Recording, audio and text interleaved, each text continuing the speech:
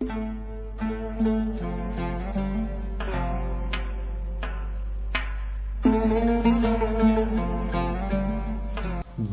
غم به جانم کرده ریشه، به درگاه خدا نالم همیشه.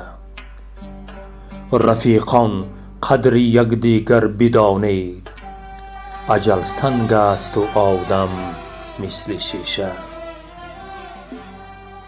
اگر یار مرا دیدی به خلوت، بگو ای بی وفا ای بی مروت.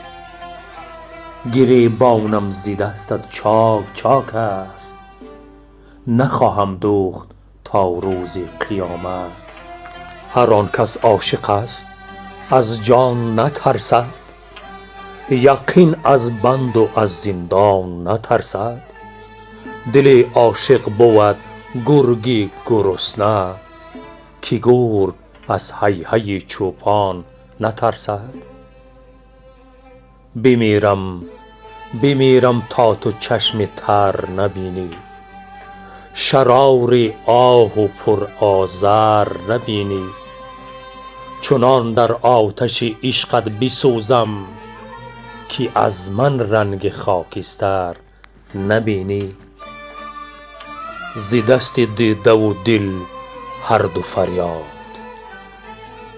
هر آنچه دیده بیند دل کند یاد. بسازم خنجر نیشش ز فولاد، زنم بر دیده تا دل گردد آزاد. بهار آمد به صحرا و در و دشت، جوانی هم بهار بود و بگذشت. سر قبر جوانان لاله روید، دمی که مهوشان آیند به گلگشت. دل دارم خریدار محبت، که از او گرم است بازار محبت.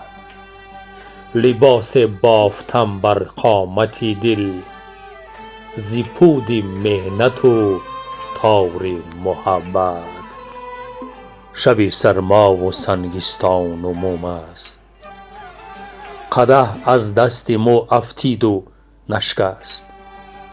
نگه دارندش نیکو نگه داشت، وگرنه صد قدح نفتاده بشکست. دو زلفانت بود تار ربابم، چه می خواهی از این حال خرابم. تو که با مو سر یاری نداری، چرا هر نیمه شب آیی به خوابم. سیاهی دو چشمانت مرا کشت، درازی دو زلفانت مرا کشت. به قتلم حاجتی تیر و کمان نیست، همو ابرو و مژگانت مرا کشت. به قبرستان گذر کردم کم و بیش، بدیدم قبر دولتمند و درویش. نه درویش بی کفن بر خاک رفته، نه دولتمند برده یک کفن بیش. مگر شیر و پلنگی ای دل بمو دایم به جنگی ای دل. اگر دستم فیتی خونت برنجم،